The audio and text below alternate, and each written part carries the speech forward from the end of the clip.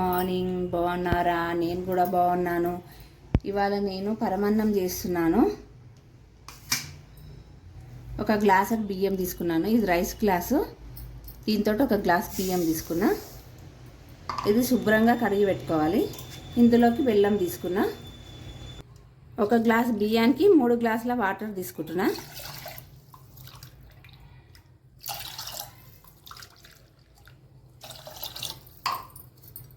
ఇది మెత్తగా ఉడకాలి. సీటు పెట్టుకుందాం.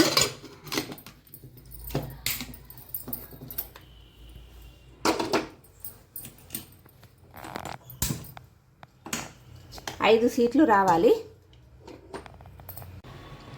ఇందాక మనం అన్నం పెట్టుకున్నాం కదా, చూద్దాము.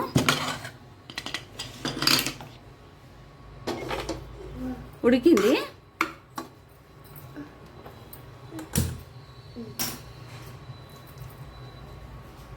అన్నంలో బెల్లం వేయాలి.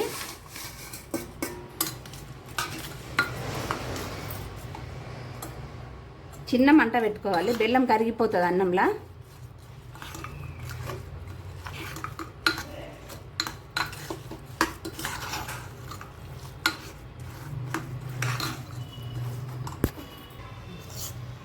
ఇలా 1 టీ స్పూను నెయ్యి వేసుకుందాము పరమాన్నంలో. ఇది ఇంట్లోనే తయారు చేసిన నెయ్యి.